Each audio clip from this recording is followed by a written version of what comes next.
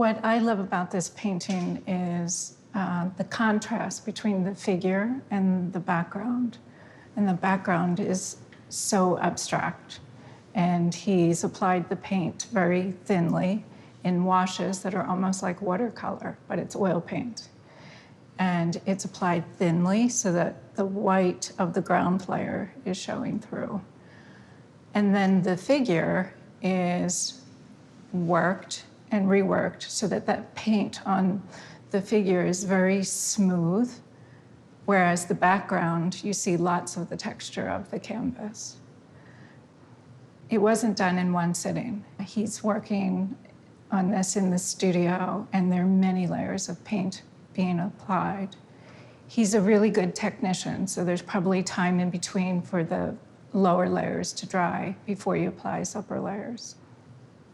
I think what Renoir's doing, he's intentionally leaving that background very abstract, and you see him doing this in other late paintings as well. It's really pretty revolutionary because, of course, the idea of the time was to have very finished paintings. He would paint shapes. And the interesting thing about that is when you paint shapes, you get something much softer, you get something that's much less fixed. And the whole process of making the painting is to gradually, if you like, fix or define things. So painting a figure, he might have started with a bit of raw umber and mixed that together with his terps and linseed oil.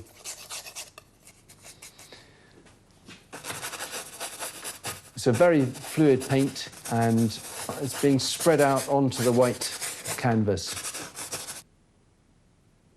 So something for the background.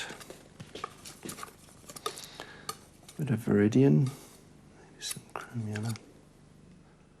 Also, when you think in terms of a painting developing, and there being plenty of scope for changing direction, for softening things, because they're not exactly what you want, and then redefining them, that's a wonderfully open-minded process.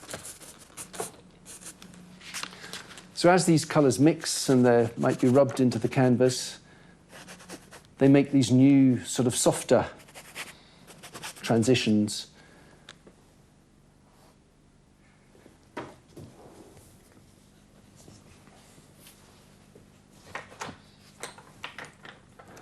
So Renoir, having left this first layer to dry, might just darken up one or two areas with still relatively dilute paint. So it's possible just to bring in this extra strength, darkness, without having to make everything defined. And now that there's a slightly stronger area in the head and the background remains thin, well, that head stands out, the background recedes. The next stage of Renoir's painting technique would be to work with thicker paint. Much more paint being mixed together, making different colours.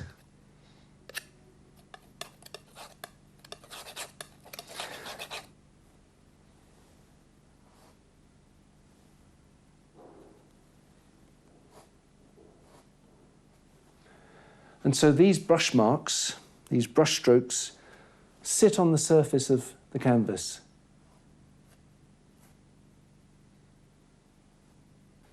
Gradually, these marks are building up, they're joining up, and there's less and less of the original layer showing through. Matisse really adored Renoir, and when he moved to the south of France in 1917, Renoir was also living there.